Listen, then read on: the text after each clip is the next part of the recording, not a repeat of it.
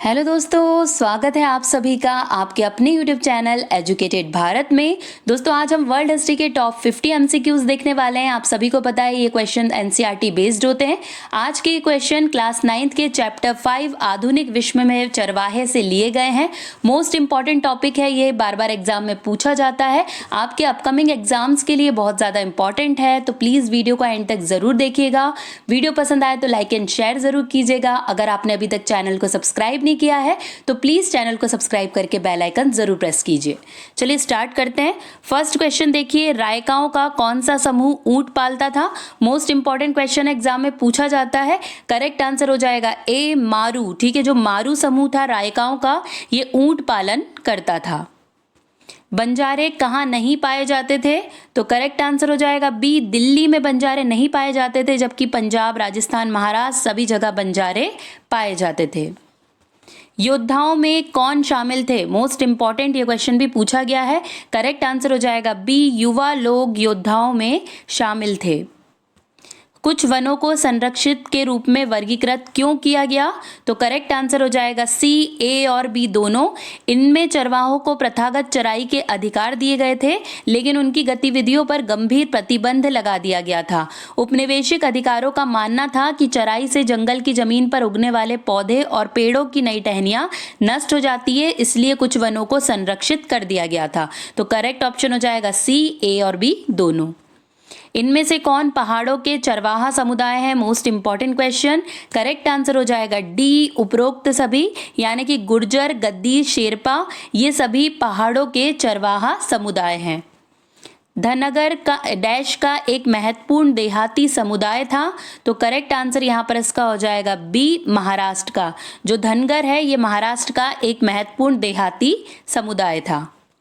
बंजारे कहाँ पाए जाते थे? तो करेक्ट ऑप्शन हो जाएगा डी, उपरोक्त सभी। उत्तर प्रदेश, पंजाब, राजस्थान, मध्य प्रदेश ये सभी जगह बंजारे पाए जाते थे। निम्नलिखित में से कौन सा कथन देहाती खाना बदोशों की सबसे अच्छी व्याख्या करता है? तो करेक्ट आंसर हो जाएगा सी, चरवाहा जो अपने झुंड के लिए चारागाह की तलाश में एक स्थान से दूसरे स्थान पर जाता है, यही देहाती खाना बदोश होते थे।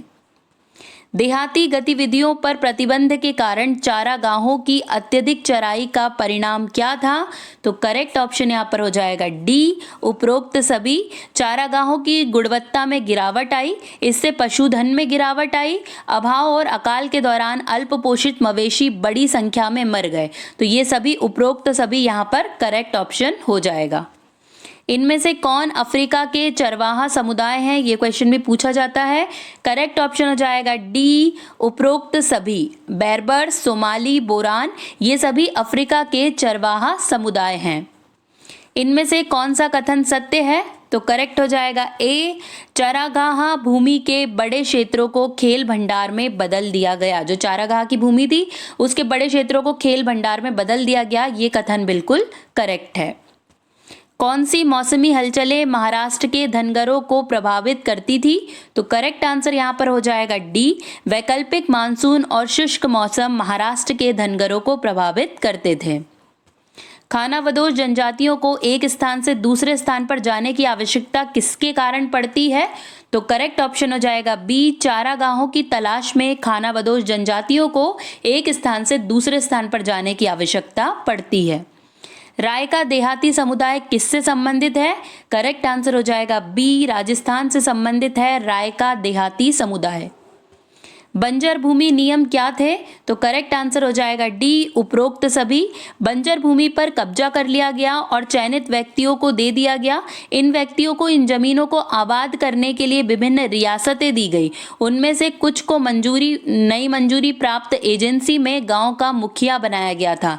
तो ये सभी बंजर भूमि नियम थे। तो डी ऑप्शन उपरोक्त सभी बिल्कुल करेक्ट हो जाएगा।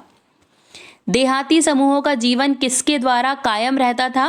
करेक्ट आंसर यहाँ पर हो जाएगा डी, उपरोक्त सभी।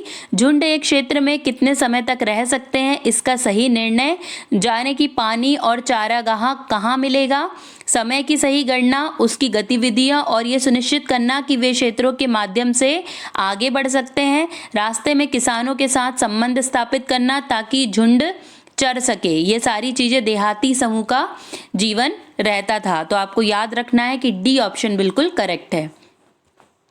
जम्मू कश्मीर के गुज्जर बक्कर वालों का जीवन किस प्रकार हिमाचल प्रदेश के गद्दी चरवाहों के समान था? तो करेक्ट आंसर हो जाएगा डी, उपरोक्त सभी। इन दोनों में मौसमी हलचल का चक्र एक समान है। वे दोनों अपनी सर्दियां शिवालिक पर्वतमाला की निचली पहाड़ियों पर सूखे झाड़ीदार जंगलों में अपने झुंड चराते हुए बिताते हैं। अप्रैल में वे फिर से अपनी ऊपर की यात्रा शुरू करते हैं। तो ऐसे ये दोनों समान थे। तो आपको याद रखना है ऑप्शन डी बिल्कुल करेक्ट है। चरवाहे कहाँ पाए जाते थे? तो करेक्ट आंसर हो जाएगा डी, उपरोक्त सभी, यानी कि पठार, मैदान, रेगिस्तान, हर जगह चरवाहे पाए जाते थे। महाराष्ट्र के मध्य पठार में धनगरों में कौन सी फसल बोई जाती थी? तो करेक्ट ऑप्शन हो जाएगा ए, बाजरा की फसल बोई जाती थी महाराष्ट्र के मध्य पठार में धनगरों के द्वारा। देश के विभिन्न भागों में बंजर भूमि नियम कब से लागू किए गए? मोस्ट इंपॉर्टेंट क्वेश्चन है। करेक्ट आंसर हो जाएगा सी, 19वीं सदी के मध्य से देश के विभिन्न भागों में बंजर भूमि नियम लागू किए गए थे। वन अधिनियमों के माध्यम से कुछ वन जो लकड़ी, लील, देवदार या साल का उत्पादन करते थे उन्हें आरक्षित घोषित कर दिया। इसका क्या मतलब था? तो करेक्ट हो जाएगा बी, किसी भी चरवाहे को इन वनों तक जाने की अनुमति नहीं थी। ये मोस्ट इंपॉर्टेंट है, आपको याद रखना है क्योंकि पूछा जाता है। चरवाहों को किसके लिए कर देना पड़ता था? करेक्ट ऑप्शन यहाँ पर हो जाएगा बी, वे घर जिनमें वे रहते थे उसके लिए चरवाहों को कर या टैक्स देना पड़ता था। किस वर्ष में रायका सिंध में नहीं जा सके? तो करेक्ट ऑप्शन हो जाएगा डी, 1947 के बाद जो रायका समुदाय था वो सिंध में नहीं जा पाया था। कर वसूलने का अधिकार ठेकेदारों को कब नीलाम किया गया? तो करेक्ट आंसर हो जाएगा बी, 1850 से 1880 के दशक तक। 1885 में मसाई भूमि को किसके बीच अंतर्राष्ट्रीय सीमा बनाकर आधा कर दिया गया? करेक्ट ऑप्शन हो जाएगा ए, केन्या और तांगानिका के मध्य अंतर्राष्ट्रीय सीमा बनाकर मसाई भूमि को आधा कर दिया गया। कब भीषण सूखा पड़ा जिससे मसाई अभ्यारण्यों में आधे से अधिक मवेशी मारे गए? तो करेक्ट ऑप्शन हो जाएगा बी, 1933 और 1934 में भीषण सूखा पड़ा था जिसके कारण मसाई अभ्यारण्यों में आधे से अधिक जो मवेशी थे वो मारे गए थे।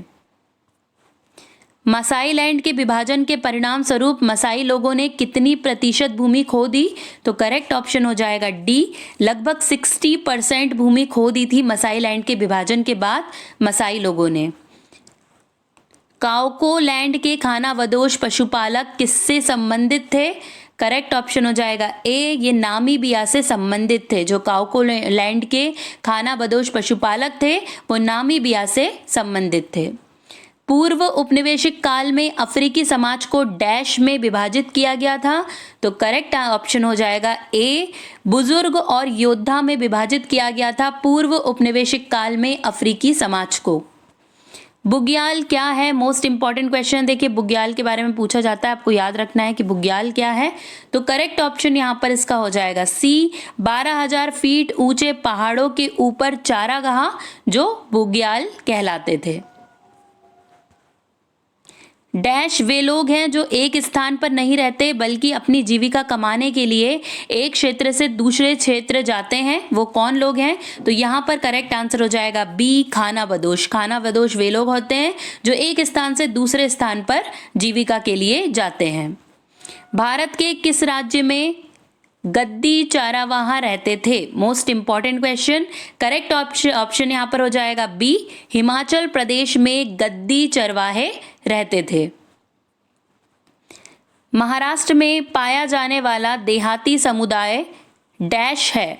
तो यहाँ पर करेक्ट ऑप्शन इसका देखिए हो जाएगा सी, धनगर, जो महाराष्ट्र में पाया जाने वाला देहाती समुदाय है।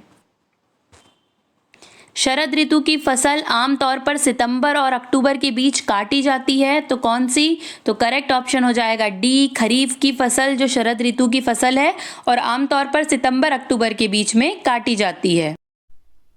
कर्नाटक और आंध्र प्रदेश में मवेशी चराने वाले चरवाहे समुदायों को डैश के रूप में जाना जाता है? तो करेक्ट ऑप्शन हो जाएगा सी, कुरुबास के रूप में जाना जाता है कर्नाटक और आंध्र प्रदेश के मवेशी चराने वाले चरवाहे समुदाय को। आंध्र प्रदेश और कर्नाटक राज्य में भेड़ चराने और कंबल बेचने वाले समुदाय को डैश के रूप में जाना जाता है। तो यहाँ पर इसका करेक्ट आंसर हो जाएगा डी, ए और बी दोनों, यानी कि कुरुमास और कुरुबास दोनों के रूप में जाना जाता है।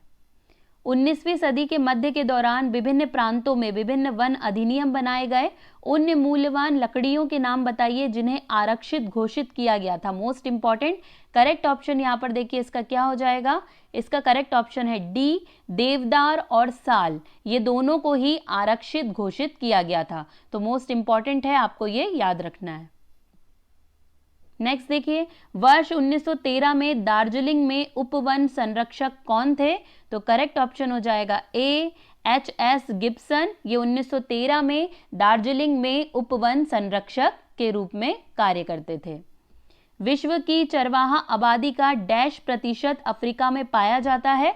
करेक्ट ऑप्शन हो जाएगा डी, लगभग 50%। विश्व के चरवाहा आबादी का 50% अफ्रीका में पाया जाता है। तो मोस्ट इंपॉर्टेंट है, ये भी आपको याद रखना है। दोस्तों अगर वीडियो अच्छा लग रहा है तो प्लीज़ एक लाइक ज़रूर कीजिए, और आपने चैनल को सब्सक्राइब नहीं किया है तो प्लीज़ चैनल को सब्सक्राइब करके मुझे सपोर्ट कीजिए। मैं आपके लिए मेहनत कर रही हूँ, आप मेरे लिए मेहनत कीजिए। हमारा टारगेट है दोस्तों कि 1 लाख सब्सक्राइबर करने हैं चैनल पर, इसलिए प्लीज़ सपोर्ट कीजिए दोस्तों, प्लीज़ सब्सक्राइब कीजिए।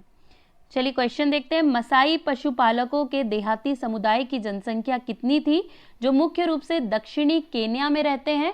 तो करेक्ट ऑप्शन हो जाएगा सी, 3 लाख। ठीक है, मसाई पशुपालकों के देहाती समुदाय की जनसंख्या 3 लाख थी जो मुख्य रूप से दक्षिणी केन्या में रहते थे। तांगानिका ब्रिटिश नियंत्रण में कब आया? मोस्ट इंपॉर्टेंट क्वेश्चन है ये। करेक्ट ऑप्शन हो जाएगा ए, 1919 में तांगानिका ब्रिटिश नियंत्रण में आया था। 1964 में तांगानिका ने जांजीबार के साथ मिलकर किसका गठन किया?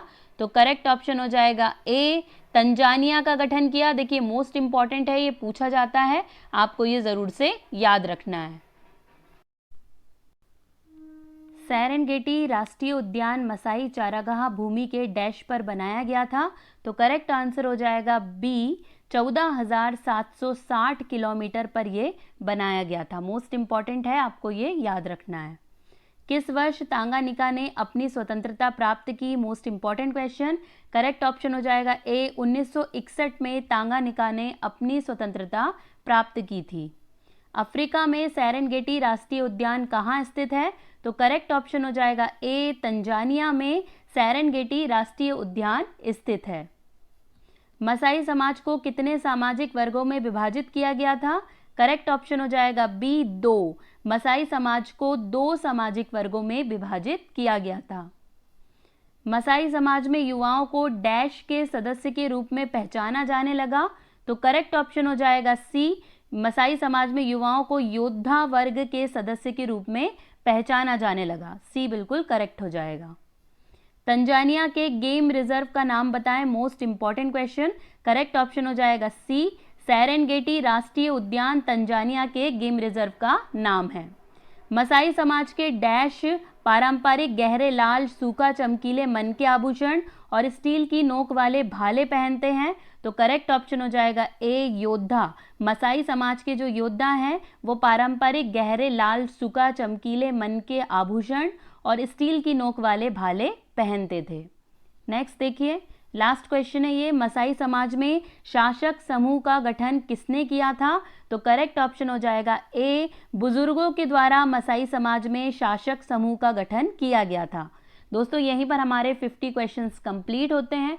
मोस्ट इंपॉर्टेंट है ये सभी क्वेश्चन, इन्हें आप एग्जाम में जाने से पहले एक बार ज़रूर देख लीजिए। अगर आपको वीडियो पसंद आया है तो लाइक एंड शेयर ज़रूर कर दीजिए, चैनल को सब्सक्राइब ज़रूर कर दीजिए, और इसका PDF आपको हमारे टेलीग्राम चैनल पर मिल जाएगा। लिंक कमेंट में दिया हुआ है, तो टेलीग्राम चैनल को ज़रूर ज्वाइन कर लीजिए। आज के लिए बस इतना ही। अब आपसे मुलाकात होगी नेक्स्ट वीडियो में। तब तक के लिए पढ़ते रहिए, आगे बढ़ते रहिए। जय हिंद, जय भारत।